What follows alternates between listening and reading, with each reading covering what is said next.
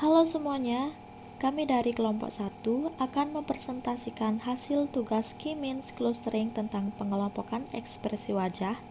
Sebelum lanjut, Perkenalkan, nama saya Niputu Nopiari. Perkenalkan, nama saya Nikomang Putri Lidiawati. perkenalkan nama saya Niputu Desi Febi Antariani. Perkenalkan, nama saya Gusti Putrianengra. Pertama-tama, kita mulai dengan mengimpor berbagai library yang dibutuhkan dalam proses analisis citra dan clustering. Library NumPy digunakan untuk operasi numerik, sementara matplotlib.pyplot digunakan untuk visualisasi hasil clustering.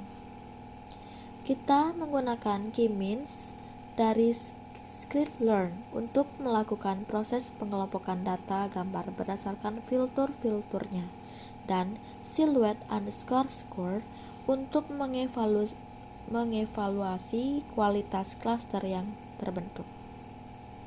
Selanjutnya, library PCA atau Principal Component Analysis membantu kita dalam mereduksi dimensi data agar lebih mudah divisualisasikan. Kemudian, kita juga menggunakan Pil Image untuk memproses gambar dan OS untuk navigasi direktori. Terakhir, kita juga menyertakan Google Colab Drive untuk mengakses file dataset dari Google Drive secara langsung yang sangat berguna saat bekerja di lingkungan Google Colab. Langkah selanjutnya adalah mengakses dataset gambar yang tersimpan di Google Drive. Di sini, kita menggunakan perintah drive.moon untuk menghubungkan Google Drive dengan lingkungan kerja Google Colab. Setelah perintah ini dijalankan, pengguna akan diminta memberikan izin akses melalui akun Google, dan setelah berhasil, kita bisa mengakses file dan folder di Google Drive seperti layaknya direktori lokal. Selanjutnya yaitu menentukan path dataset. Setelah Google Drive berhasil di-mount, langkah berikutnya adalah menentukan path menuju dataset yang akan digunakan. Pada baris ini, kita menyimpan path dataset Java ke dalam sebuah variabel bernama dataset_dir. Dataset Java atau Javanese Female Facial Expression merupakan kumpulan citra wajah yang umum digunakan untuk penelitian pengenalan ekspresi wajah. Disimpan di dalam folder MyDrive/Dataset di Google Drive. Memuat dan menyiapkan data gambar. Selanjutnya, kita masuk ke tahap pemrosesan data gambar dari dataset Java. Pertama-tama, kita mendefinisikan dua list kosong image_data untuk menyiapkan citra yang sudah diproses ke dalam bentuk vektor dan image_labels untuk menyiapkan labels dari masing-masing gambar. Kemudian, kita menggunakan oswalk untuk menelusuri direktori dataset termasuk subdirektorinya dan mencari file dengan ekstensi .tiff yang merupakan format file citra dalam dataset Java. Jika tidak ditemukan file .tiff, program akan mencetak pesan peringatan.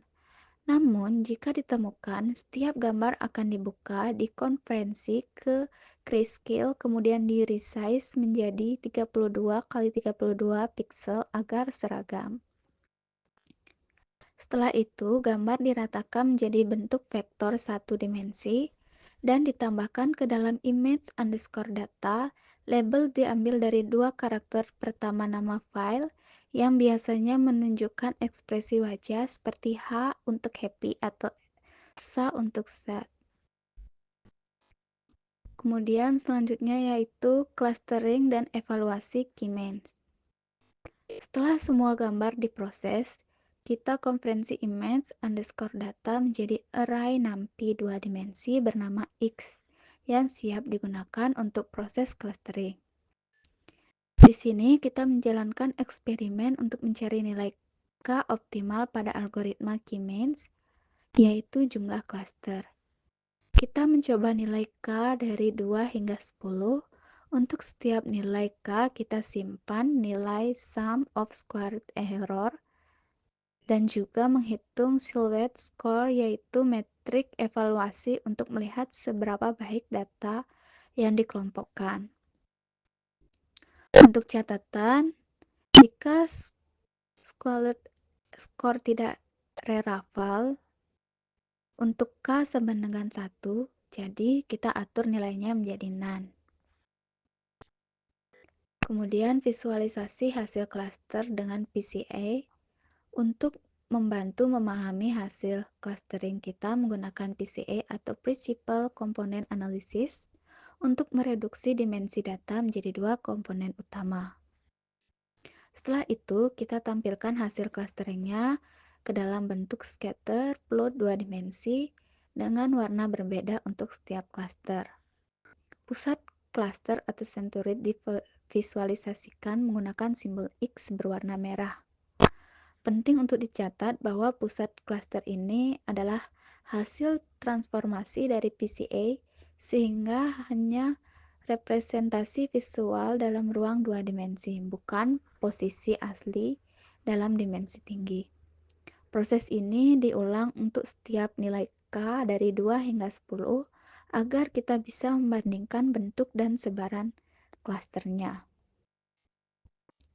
Kemudian untuk hasil outputnya yaitu dari hasil visualisasi ini kita dapat memulai mengevaluasi nilai K yang dimana memberikan hasil pemisahan klaster terbaik.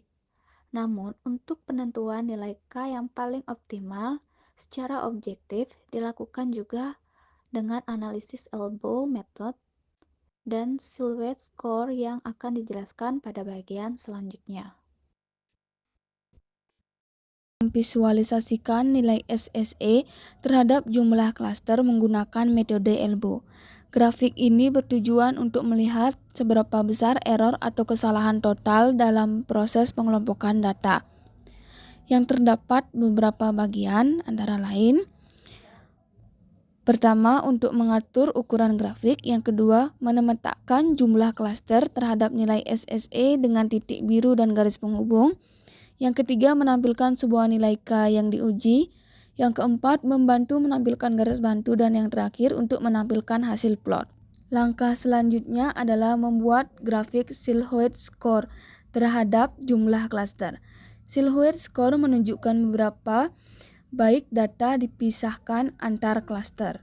Karena silhouette tidak berlaku untuk K1, maka akan dimulai dari K2 dengan menuliskan K_value 1. Kemudian plt.plot K_value 1 dan silhouette score 1 digunakan untuk menggambarkan perubahan skor seiring jumlah klaster bertambah. Struktur sintak lainnya hampir sama seperti grafik SSE, pengaturan ukuran, judul, label, dan grade.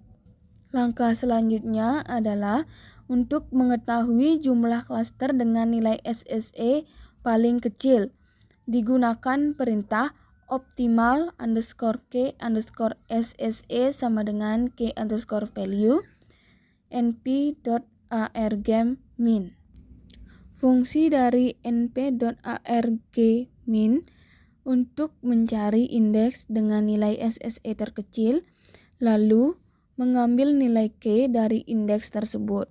Langkah terakhir adalah mencari jumlah klaster yang memberikan silhouette score tertinggi. Untuk itu menggunakan perintah optimal K silhouette. Dari keseluruhan sintak ini akan menghasilkan 2 output.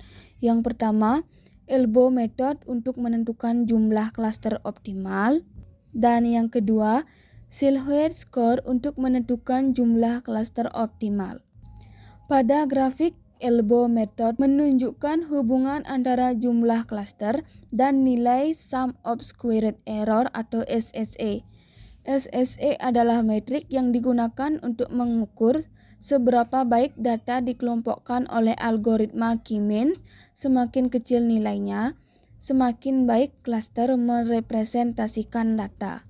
Dari grafik terlihat bahwa nilai SSE menurun tajam dari K2 hingga K4, lalu penurunan mulai melambat. Penurunan SSE yang signifikan di awal menunjukkan bahwa menambahkan jumlah klaster memberikan perbaikan yang cukup besar dalam pemodelan.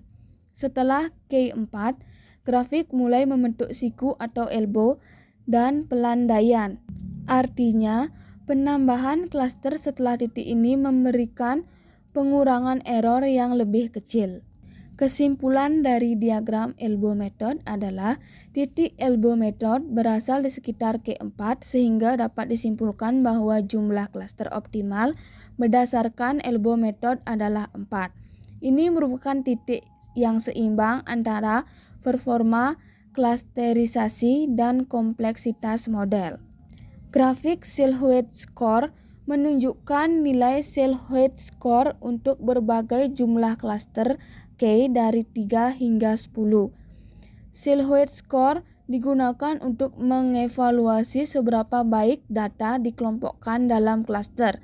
Semakin tinggi nilainya atau maksimal 1, semakin baik pemisahan antar klaster dan keseragaman dalam masing-masing klaster. Terlihat bahwa nilai silhouette score cenderung meningkat secara konsisten dari K3 hingga K10. Nilai tertinggi terjadi pada K10 dengan skor di atas 0,32 yang menunjukkan bahwa pemodelan klaster pada titik ini menghasilkan pemisahan antar klaster yang paling baik. Namun peningkatan dari K7 ke K10 tidak terlalu tajam, yang bisa menjadi pertimbangan untuk tidak memilih K yang terlalu tinggi demi efisiensi. Kesimpulan dari grafik silhouette score, meskipun nilai tertinggi terjadi pada K10, pemilihan K dapat dipertimbangkan berdasarkan kompromi antara kualitas klaster dan kesederhanaan model. Dalam praktiknya, K6 atau K7 juga dapat menjadi pilihan yang efektif karena sudah memberikan hasil yang mendekati optimal tanpa menambahkan kompleksitas berlebihan. Jadi dapat disimpulkan bahwa elbow method menyarankan klaster optimal di sekitar K4 karena grafik mulai melandai. Silhouette score menunjukkan nilai maksimal pada K10 namun kenaikannya mulai stabil sejak K6. Jika mempertimbangkan keseimbangan antara performa dan efisiensi, maka K6 atau K7 dapat dipilih sebagai jumlah klaster yang optimal. Demikian presentasi dari kelompok kami. Apabila ada kesalahan, mohon kemaklumannya dan terima kasih.